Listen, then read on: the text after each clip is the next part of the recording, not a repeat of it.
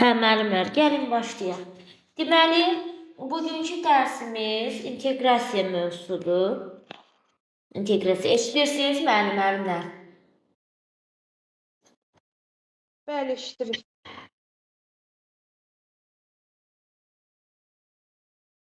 İnteqrasiya mövzumuz. İnteqrasiya müəllimlər, latın sözü olub, mənası bütövləşmə deməkdir. Deməli, inteqrasiya latın sözü olub, mənası bütövləşmə deməkdir. İnteqrasiya əlaqə deməkdir.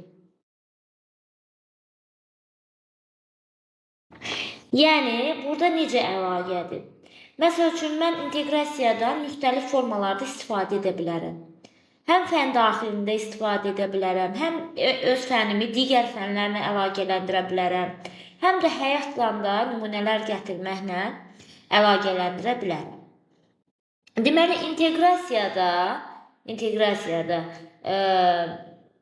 nə əsasdır? Yəni, inteqrasiya şagirdlərin təfəkküründə dünyanın bütöv və bölünməz obrazının formalaşmasında əsas rol oynayır. Yəni, şagirdi elə bir təfəkküründə dünyanın bölünməz bir obrazını formalaşdırmaqdan ötürü istifadə olunur. Yəni, bu məqsəd daşıyır. İnteqrasiya, yenə deyirəm, əlaqə deməkdir. Bunu da qeyd etdik. Latın sözü olub, bütövləşmə deməkdir. İnteqrasiyanın müəllimlər 3 növü var. İnteqrasiyanın 3 növü var. Bax, 3 yerə bölək. 3 hissəyə bölünür inteqrasiya. Birinci fən daxili.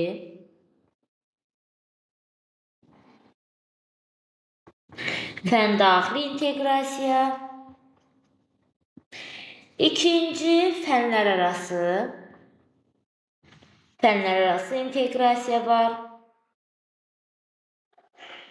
Fənlər arası inteqrasiya var. Üçüncü fənüstü. Üçüncü fənüstü inteqrasiya var. Fənlər arası inteqrasiya. Üçüncü də fənüstü.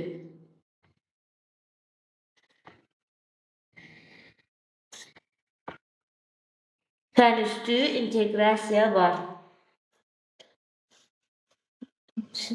Fənüstü inteqrasiya. Deməli, inteqrasiyanın 3 növü oldu. Fən daxili inteqrasiya, fənlər arası inteqrasiya, bir də fənüstü inteqrasiya.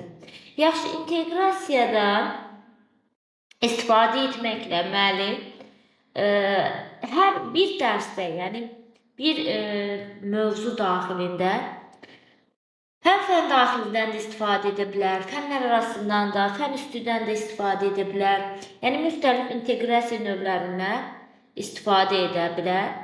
İnteqrasiyadan istifadə etməklə müəllim daha çox nə edə bilər? Dərsini daha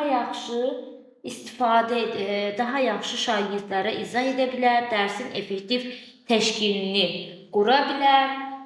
Yəni, inteqrasiya nədir? Mövzunun, tapşırıqların, əsasda tapşırıqlar hissəsində şagirdlərə versəz daha doğrudur.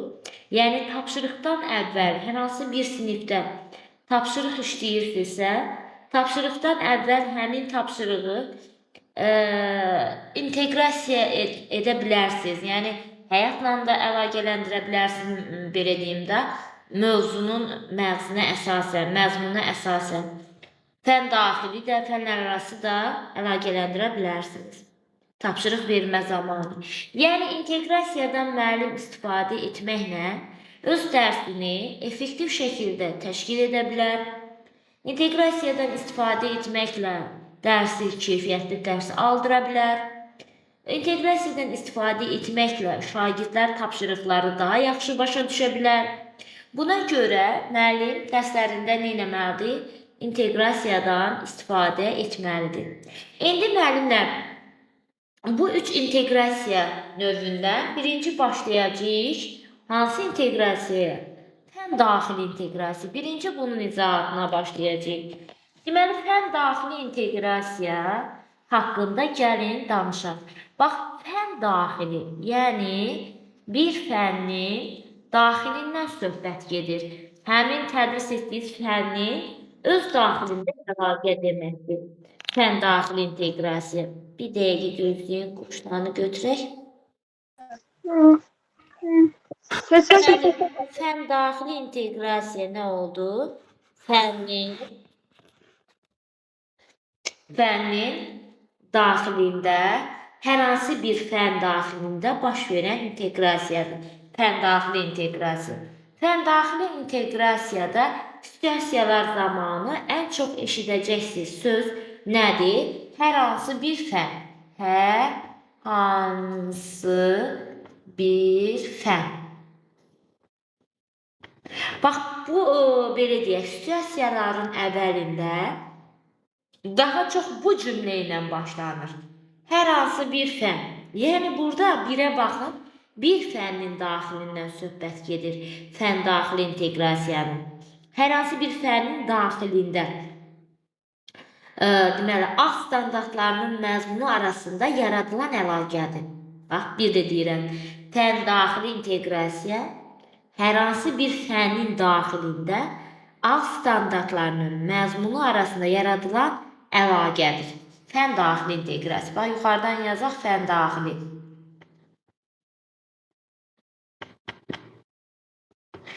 Deməli, müəllimlər, fən daxili inteqrasiyanın özünün də iki növü var. İki növü var fən daxili inteqrasiyanın. Bir şaquli inteqrasiyadır. Fən daxili inteqrasiyanın bir növü şaquli inteqrasiyadır. Bir də fən daxili inteqrasiyanın ikinci növü isə üfüqi inteqrasiyadır.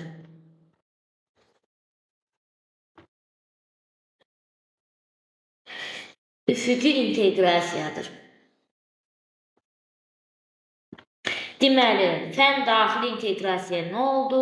Hər hansı bir fənnin daxilində alt standartlarının məzmununun arasında yaradılan əlaqə deməkdir.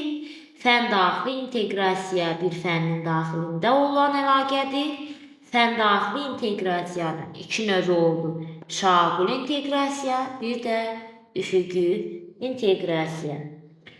İndi müəllimlər, fən daxili inteqrasiyanın nə olduğunu qeyd etdik. İndi gəlin, fən daxili inteqrasiyanın şaquli inteqrasiya nədir? Onun haqqında izahat verək. Deməli, fən daxili inteqrasiyadan şaquli inteqrasiya haqqında söhbət açacağıq hal-hazırda.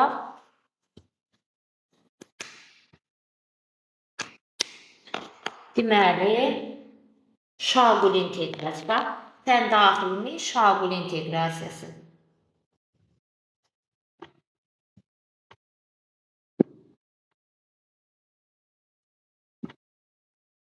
Bax, fən daxili şaquli inteqrasiya nədir? Buradadır, yəni inteqrasiyanı, yenə deyirəm, alt standartın funksiyalarından biri də təlimdə inteqrativliyi təmin etməkdir. Bax, yenə deyirəm, alt standartın funksiyalarından biri də təlimdə inteqrativliyi təmin etmək deməkdir. İnteqrativlik, yəni inteqrasiyadan söhbət gedir, yəni əlaqədən söhbət gedir. Məhz şaquli inteqrasiyada alt standartların siniflər üzrə əlaqəsini təmin edir, əhatə edir. Deməli, şaquli inteqrasiya nədir? Alt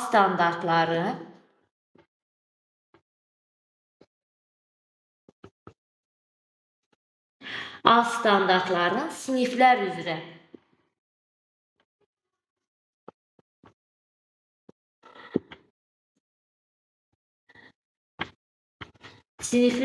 əlaqəsini təmin, əhatə edir. Deməli, şaquli inteqrasiya alt standartların siniflər üzrə əlaqəsini əhatə edir. Deməli, müəllimlər, belə biz ümumiləşdirsək, daha asan qayda ilə yadınızda saxlayın ki, siniflər üzrə əlaqə olarsa, bir fənnin daxilində, yenə burada fən daxilindən söhbət gedir.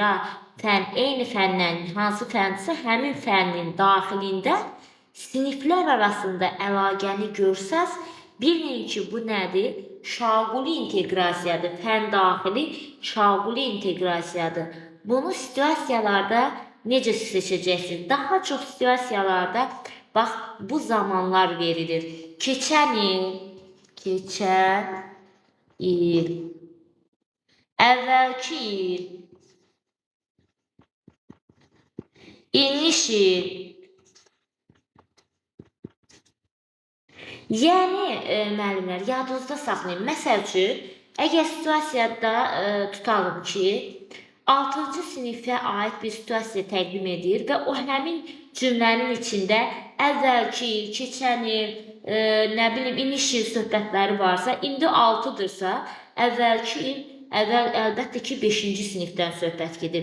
Yəni, orada açıb sizə göstərməyəcək, 6-cı sinifi 5-ci siniflə əlaqələndirin.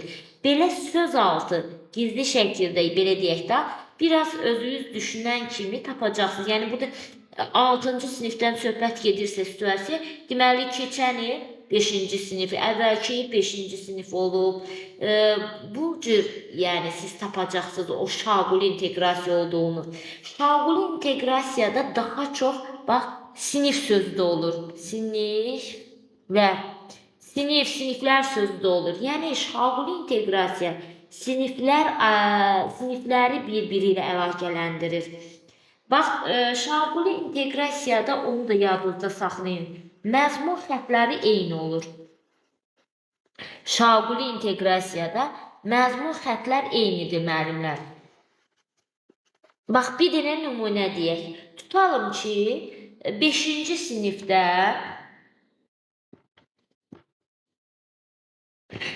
müəllim 5-ci sinifdə ifadələrin həllini keçir. İfadələrin hesablanması, ifadələr mövzusunu keçir. İfadələrin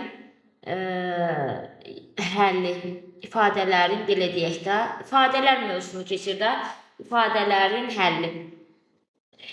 Bu ifadələri həll edən zaman, əgər müəllim o ifadələrin həll etmə ardıcıllığını şagirdlərin yadına salan zaman, ikinci sinifdə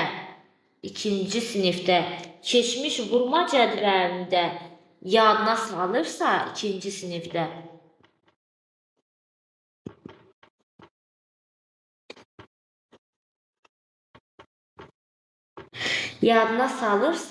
bilin ki, bu nədir? Şaquli inteqrasiyadır. İfadələr, ədədlər və əməllərin həlli. Bu riyaziyyatda məzmun xətti 1-dir. Vurma cədvəlində bunların məzmun xətləri eyni olacaq, 1 olacaq. Çünki bu ikinci sinifdir, bunlar məzmun xətləridir. Yadınızda saxlayın, şaquli inteqrasiyada məzmun xətti dəyişilmir, məzmun xətti eynidir.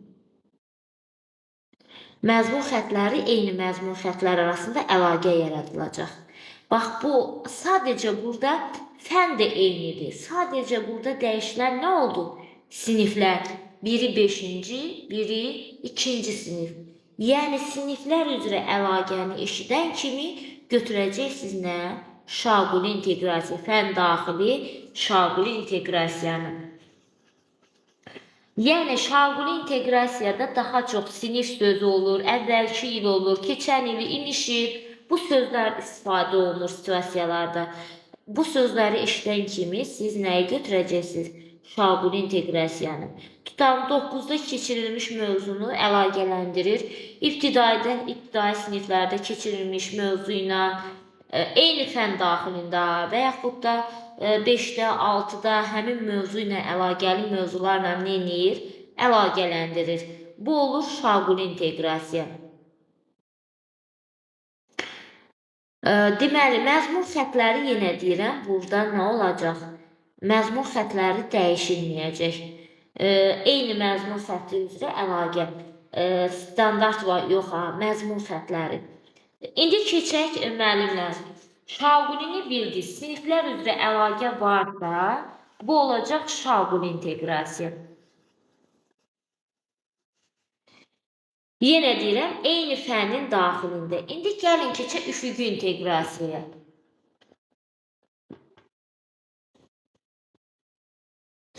Müəllimlər, fən daxili üfüqi inteqrasiya nədir?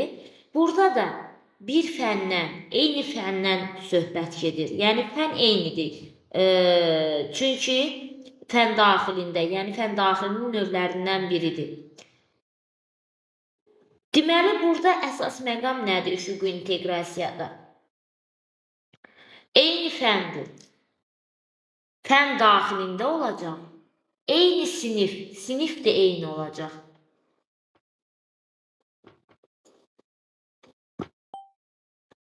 Sinif dəyişilmir.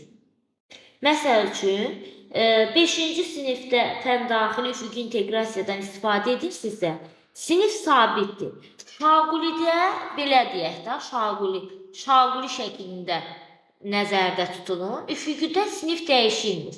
Baxın, eyni sinifdə, eyni sinif. Şaqulidə isə müxtəlif sinifdir.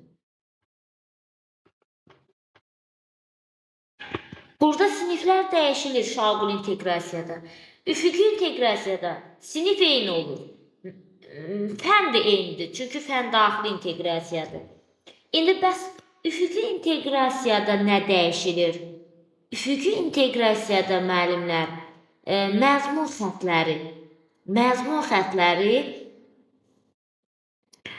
dəyişilir. Yəni burada dəyişilər müxtəlif məzmun xəttlərə aid standartların, az standartlar arasında əlaqə olacaq. Deməli, bayaqları biz şaquli inteqrasiyanı deyəndə dedik ki, necə dedik? Az standartların siniflər üzrə əlaqəsini əhatə edir. Bəs üfüqi inteqrasiya nəyə əhatə edəcək? Üfüqi inteqrasiya sinif eynidir. Müəyyən bir sinifdə olacaq, yəni eyni bir sinifdə. Müəyyən bir sinifdə fənnin müxtəlif məzmun xəttlərinə aid az standartların əlaqəsini təmin edir. Deməli, burada dəyişilən, fərqli olan nədir? Məzmun xəttləri.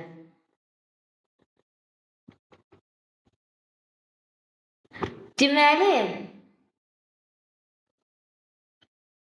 məzmun xəttləri fərqli olacaq.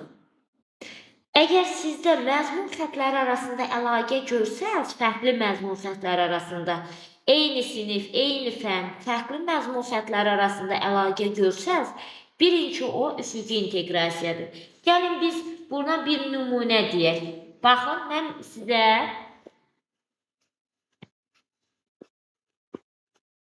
belə bir situasiya deyim. Tutalım ki, müəllim, baxın, qulaq asın, müəllim sinifə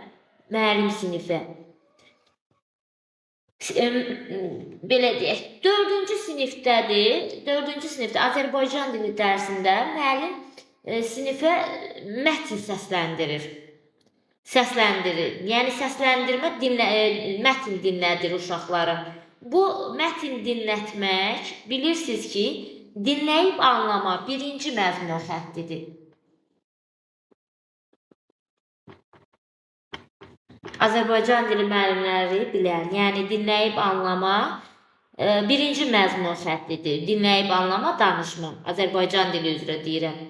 4-cü sinifdə müəllim uşaqlara mətn dinlədir. Mətn dinləyib qurtardıqdan sonra birinci məzmun xətti. İndi standartın, yəni qabağında bir dayanacaq. Bax, bu niyə? Çünki dinləyib anlama, uşaqlara mətn səsləndirib, uşaqlar da dinləyiblər həmin mətni. Mətn səsləndirib qurtardıqdan sonra müəllim sinifə belə bir tapşırıq verir. İndi dinlədiyiniz mətni, məzmununu yadda qalan qısa formada yazın. Bayaq mətn səsləndirib, dinlədib. Bayaq uşaqlara dinlədib mətni. İndi mətn səsləndirib, dinləyib qurtardıqdan sonra, uşaqlar dinləyib qurtardıqdan sonra deyir ki, yadınızda qalan müəyyən hissələri yazın. Baxın, dinləyib anlama, danışma birinci məzmun xəttidir. Üfüqi inteqrasiya belədir. Siz məzmun xəttlərə fikir verəcəksiniz. Amma yazı Azərbaycan dilində üçüncü məzmun xəttidir. Deməli, birinci məzmun xətti ilə üçüncü məzmun xəttini neynədir müəllim burada? Əlaqələndirdi. Bu onda nə olacaq? Fəndaxili üfüqi inteqrasiya olacaq. Çünki məzmun xəttləri arasında, yəni müxtəlif məzmun xəttlərinə aid A standartlarının arasında əlaqəni təmin edir. İndi mən bura tutalım ki, məzmun xəttini yazmışam da bir dənə. Çünki bunun A standartını yazsam 3 dənə rəqəm yazmalıyam. Amma mən o 3 rəqəmdən əsas birinci yeri yazmışam. Çünki müxtəlif məzmun xəttləri olur. Bax, gördünüzmü? A standartın birinci yerində burada 3 dayanır. A standartın birinci yerində burada 1 dayanır. İndi qalan hissələrini yazmamışam. Sadəcə məzmun xəttlərini göstərmişim ki, sizlərə bilin ki, məzmun xəttləri necədir? Fərqlidir. Fərqli məzmun. Və yaxud da başqa bir nümunə izah edim sizə. Tutalım ki, müəllim, yenə deyirəm, Azərbaycan dilini tədris etdiyimə görə oradan deyirəm sizə. Tutalım ki, müəllim şagirdlərə mətn verir və deyir ki, hamı bu mətni oxusun. Deməli, oxu.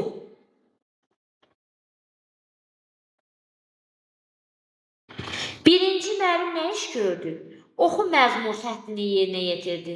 Azərbaycan dilində oxu məzmun xətti 2-dir. Daha bunun arxasındakı standartı yazmadıq. Nə 2, 2, 1, hansısa bir standartı əhatə edəcək. Mən yalnız məzmun xəttləri yazıram ki, yəni bilin, məzmun xəttlərinin fərqli olan arasında əlaqə yaradılırsa, bilin ki, bu üfüqi inteqrasiyadır. Bax, əvvəlcə müəllim sinifdəki uşaqlara mətn verir, mətni oxutdurur. Oxu məzmun xəttini yerinə yetirir. Bax, oxu 2. Sonra müəllim şagirdlərə belə bir tapşırıq verir. İndi oxuduğunuz mətndə ad bildirən sözlər, isimləri seçin. Yaxşı, isimlər hansı mövzudur? Dil qaydası. İsimlər dil qaydasına aiddir.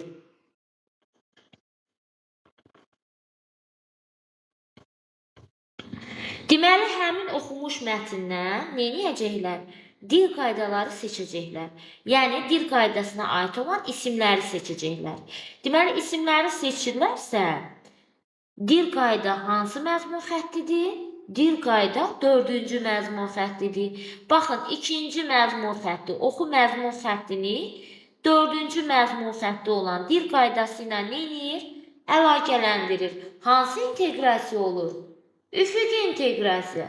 İndi burada tarix müəllimi də var, təsviri incəsənət də var. Hələ öz məzmun xəttlərinə uyğun, bax, bu cür əlaqələndirə bilərsiniz.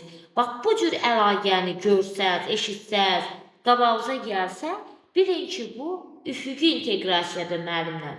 Üfüqi inteqrasiyada müxtəlif məzmun xəttlərini, bax, məzmun xəttləri müxtəlif olmalıdır. Müxtəlif məzmun xəttlərə aid az standartların əlaqəsidir. Yenə deyirəm, fən daxili, üfüqi inteqrasiya, eyni sinifdə, eyni fənnin daxilində sadəcə məzmun xəttləri fərqli olan alt standartlar arasında yaradılan əlaqədir. Buna deyirlər ki, fən daxili üfüqi inteqrasiya. Şaquli inteqrasiya siniflər arasında olan əlaqədir. Yəni, sinifləri üzrə alt standartlar arasında yaradılan əlaqədir. Onun məzmun xəttləri eyni olur, dəyişilmir. Deməli, müəllimlər, üfüqi inteqrasiyanı neynədik? Qeyd elədik. Baxın, Şaquliyə belə bir nümunə deyib. 5-ci sinifdə Azərbaycan dili dərsini deyən müəllim isim mövzusunu keçir. Yəni, isim mövzusu dil qaydalara aid məzmun xəttidir. Yadlarıma 4-cü sinifdə keçmiş isim mövzusunu yadlarına salır. Axı, 4-cü sinifdə də eyni məzmun xətti idi. Orada da isim 4-cü məzmun xəttidir. 5-ci sinifdə də isim 4-cü məzmun xəttidir. Hər ikisində dil qaydadır. 5-ci sinifi 4-cü siniflə əlaqələndirirsə, deməli bu necə inteqrasiyadır? Şaquli, fən daxili şaquli inteqrasiyadır. Yadınızdan çıxartmayın. Şaquli inteqrasiyada siniflər arasında əlaqə olacaq. Üfüqi inteqrasiyada eyni sinif, eyni fən, məzmun xətləri fərqli olacaq. Bu oldu, müəllimlər, üfüqi inteqrasiya. İndi fən daxili inteqrasiyanı qurtardıq. Keçdik digər. Əsas burada yaxşı başa düşmək lazım olan elə fən daxili inteqrasiya idi. Bunu başa düşsək, indi keçək fənlər arası inteqrasiya. Fənlər arası inteqrasiyaya baxaq. Mənim markerim yaxşı yaxındayız.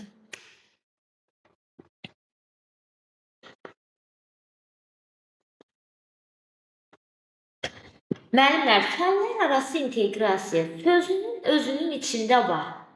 Yəni, fənlər arası müxtəlif fənlərdən istifadə etməklə yaradılan əlaqədir. Hər hansı bir fən deyən kimi o saata fən daxili inteqrasiyanı yadınıza salırsınız. Əgər sizdə situasiyanın əvvəli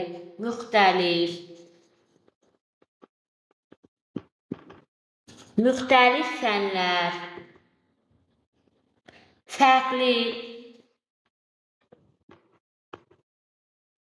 Bax, bu sözlər gələrsə qarşınıza, bilin ki, bu fənlər arası inteqrasiyadır. Bax, bunlar fənlər arası inteqrasiyadır. Fənlər arası inteqrasiyadan tez-tez istifadə etmək olar. Mövzu ilə bağlı olaraq əlaqələndirə bilərsiniz. Tutalım ki, baxın, riyaziyyat dərsində mən həndəsəni keçirəm. Riyaziyyat dərsində həndəsi fiqurları keçirəm. Həndəsi fiqurların rənglənməsi də var, həndəsi fiqurların çəkilməsi də var. Bax, burada hansı fəndən istifadə edə bilərəm? Uşaqlar hansı fənin biliklərindən istifadə edə bilər? Təsviri incəsənətin, onun çəkilişini, rənglənməsini, bax, təsviri incəsənətlə əlaqələndirə bilərəm. Texnologiya, məsəl üçün, fiqurları əlimizdən hazırlayırıq, kağız qatdalamaqla, texnologiyanla da əlaqələndirə bilərik. Və yaxud da, baxın, tutalım, ədəbiyyat dərsində Şah İsmail Xətaini keçirik. Axı, bilirsiniz, Şah İsmail Xətai bir ədəbiyyatda yox, həm də tarixdə də var. Ədəbiyyatı tarixinə və yaxud da tarixdə Şah İsmail Xətaini keçirsiniz, ədəbiyyatı, onun, belə deyək də, ədəbiyyatda o yaradıcılığı haqqında məlumat da verə bilərsiniz. Bu cür də əlaqələndirə bilərsiniz. Deməli, müxtəlif fənlərdən əldə edilmiş o bilik bacarıqları nə edə bilərsiniz? İnteqrasiya, əlaqələndirə bilərsiniz. Uşaqlara istifadə elətdirə bilərsiniz. Məsəl üçün, Azərbaycan dilini riyaziyyatla, həyat bilgisi ilə belə əlaqələndirə bilərsiniz, müəllimlər. Sonra, indi hər bir fənin özünə, belə deyək də, mövzu uyğunluğuna görə istifadə edə bilərsiniz. Yəni, fənlər arası inteqrasiyanın məvzu odur ki, bir fənnin daxilində müxtəlif fənləri nə edirsiniz? Bir fəni müxtəlif digər fənlərlə nə edirsiniz? Əlaqələndirirsiniz, inteqrasiya edirsiniz. Yəni, həmin fəndə digər fənlərin biliklərindən də, bilik bacarıqlarından da istifadə edirsiniz. Bax, bu olur fənlər arası inteqrasiya. Yenə deyirəm, situasiyaların əvvəlində daha çox müxtəlif fənləri əlaqələndirməyə fərqli fənlərdən söhbət gedir. Əgər belə sözlər, ifadələr işləyirsinizsə, onda bilin ki, bu fənlər arası inteqrasiyadır. Bir şey deyim, son hissədə, keçən ildən biraz dəyişiklik oldu inteqrasiyada. Necə dəyişiklik oldu? Fənlər arası inteqrasiya və fənüstü inteqrasiyanı götürülməsi zamanı müəyyən qədər dəyişiklik müşahidə olundu. Bu necə dəyişiklikdir? İndi mən fənüstü inteqrasiyanı da deyim sizə, sonra həmin dəyişilmiş hissələrdə qeyd edəcəm. İndi fənüstü inteqrasiyanı da deyək. Deməli, inteqrasiyanın ən üstün səviyyəsi ən yüksək səviyyəsi fənüstü inteqrasiyadır.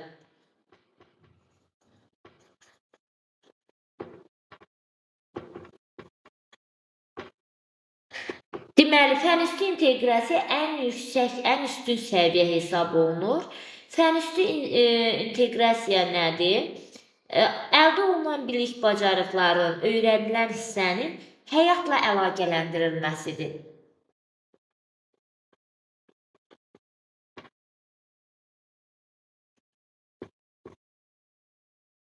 Fənüstü inteqrasiya həyatla əlaqələndirilməsidir. Onu da qeyd edim ki, öyrənmə prosesi yalnız sinif daxilində baş vermir. Yalnız məktəbdə baş vermir. Məktəbdə formalaşmır. Öyrənmə, yəni şagirdlərin hər hansı bir bilik bacarıqlara nail olması hər yerdə baş verə bilər. Hər anda baş verə bilər. Yəni, yalnız biz belə qeyd edə bilmərik ki, uşaqlar yalnız məktəbdən öyrənir. Əlbəttə, məktəbdən də öyrənir, amma uşaqlar hər yerdən də öyrənə bilər. Hər yerdən müxtəlif bilik və bacarıqlara sahib ola bilərlər. Həyatdan da müxtəlif bilik və bacarıqları əldə edə bilərlər. Cəmiyyətdən, onların ətrafından, ətraf mühitindən, əlaqə qurduğu insanlardan, valideynlərdən, yəni müxtəlif mühitə düşdüyü mühitdən də onlar müəyyən bilikləri əldə edə bilərlər. Deməli, fənüstü inteqrasiya müəllimlər inteqrasiyanın ən üstün səviyyəsidir. Fənüstü inteqrasiya həyatla əlaqələndirmək deməkdir. Fənüstü inteqrasiyadan istifadə etməklə, yenə deyirəm, necə biraz burada da dəyişiklik olubdur. Fənlərarası bu fənüstü inteqrasiyanı, bax, əvvəllər layihə sözünü görən kimi, layihə olsun, sonra təqdimat olsun, araşdırma olsun, bunları belə deyim, görən kimi biz həm fənlərarası inteqrasiyanı götürürdük daha çox layihələrə görə, həm də deməli fənüstü inteqrasiyanı götürürdük. Niyə? Çünki belə deyək də, bunların yerinə yetirilməsi zamanı, layihələrin hazırlanması zamanı, araşdırmaların aparılması zamanı, təqdimatların hazırlanması zamanı uşaqlar fənlərarası inteqrasiya ona görə götürülənir ki, hər hansı bir layihə işidir, təqdimatdır, araşdırmadır. Burada bir fənnin biliyi uşaqlara üçün kifayət olmayacaq, yəni kifayətlənməyəcək. Onun hazırlanmasında digər fənlərə də müraciət edəcəklər, digər fənlərin biliklərindən də istifadə edəcəklər. Ona görə layihələrdir, təqdimatlardır, araşdırmalardır, bu proseslər baş verən zaman inteqrasiya olaraq fənlərarası götürürsünüz.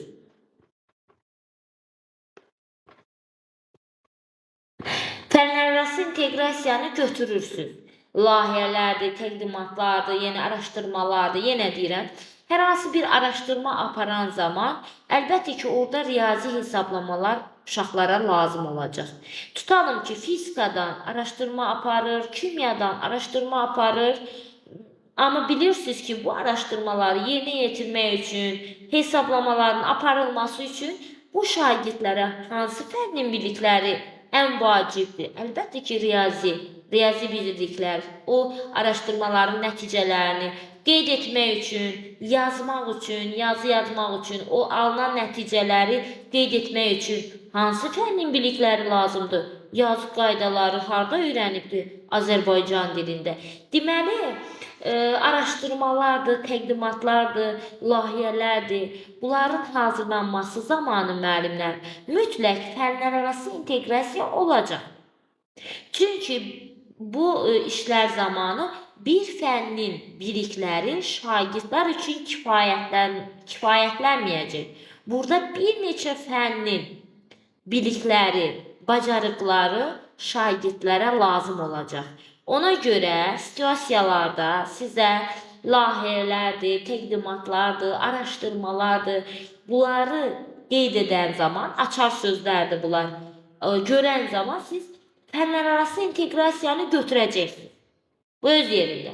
Bəs bunları biz görən zaman fənüstü inteqrasiyanı götürəcəyik, götürməyəcəyik. Bax, burada biraz dəyişiklik olub. Fənüstü inteqrasiyanı əlbəttə ki, layihələrdir, araşdırmalardır, təqdimatlardır. Bunların hazırlanmasında əlbəttə ki, fənüstü inteqrasiya olacaq. Amma nə vaxt olacaq? Əgər həmin layihə işləri, təqdimatlar, araşdırmalar hələ sinif daxilində müəllim şagirdlərə tapşırıq verirsə ki, sabahların gedin bu işi araşdırın, bunu yerinə yetirin, bunun nəticəsini mənə gətirin deyirsə, hələ ki sinifin daxilində müəllim uşaqlara tapşırıq verirsə, hələ uşaqlar o işin iştirakçıları deyillərsə, o işi hələ yerinə yetirmirlərsə, burada yalnız fənlər arası olacaq. Yəni fənüstü olmayacaq. Fənüstü inteqrasiya olmayacaq, belə deyəm, tapşırıqlar verilən zaman. Yox, tapşırıq verilir. Şagirdlər artıq o işin icrasıdırsa, sinifdən kənara çıxıbsa iş, artıq uşaqlar hər hansı bir mənbələri araşdırır, axtarır, təqdimatları hazırlayır, bunları yerinə yetirirsə, artıq burada fənüstü inteqrasiyanı götürəcəksiniz. Yəni, məktəbdən, sinifdən kənara çıxdıqdan sonra, işin icraçısı uşaqlar özləri olduqdan sonra situasiyaya baxacaqsınız. Əgər işi icra edirlərsə, hazırlayırlarsa, yerinə yetirirlərsə, deməli, burada inteqrasiyanı götürəcəksiniz. Fənlər arası və fənüstü. Yox, hələ müəllim o işin yerinə yetirməsi üçün uşaqlara tapşırıq verir. Hələ sinifin daxilindədir. Uşaqlar hələ o işi icra etmirlər. Sadəcə tapşırığı eşidirlər. Belə deyək də, hələ müəllimin verdiyi tapşırığıdır. Sinif daxilindədir. Bu zaman fənüstü inteqrasiya olmayacaq orada. Bu zaman fənüstü inteqrasiya olmayacaq. Fənüstü inteqrasiya nə vaxt olur? Mütləq sinifdən kənara çıxmalıdır. Mütləq uşaq o işi, o tapşırığın icraçısı olmalıdır. Daha çox da bunu bəzən çox vaxt qarışdırırlar. Keçən ildə nə olub bu belə? Daha çox da siz feillərə fikir verin. Əgər iş indiki zamandadırsa, çox vaxtı bu olur fənüstü inteqrasiya. Çünki baxın, uşaqlar deyir, təqdimatları hazırlayır. Hazırlayır, hansı zamandadır? İndiki zamandadır. Deməli, uşaqlar artıq bu işin icraçısıdır. Deməli, burada fənüstü inteqrasiya olacaq. Yox, hələ müəllim tapşırıq verir ki, bunu belə edin, bu işi belə görün, buranı araşdırın, bu tapşırığı yerinə yetirin. Hələ bunu tapşırıq olaraq sinifin daxilində verirsə, deməli, bu olacaq necə? Fənüstü inteqrasiya olmayacaq orada. Çünki fənüstü inteqrasiya olması üçün uşaqlar həmin işin icraçısı olmalıdır, yerinə yetirməlidir, sinifdən kənara çıxmalıdır. Sinifdən kənara çıxdıqdan sonra onu biz fənüstü inteqrasiya kimi götürürük. Başa düşdünüz müəllimlər? Bax, fənüstü inteqrasiyada bu cür dəyişikliklər olubdur. Bax, bu bizim bugünkü dərsimiz idi.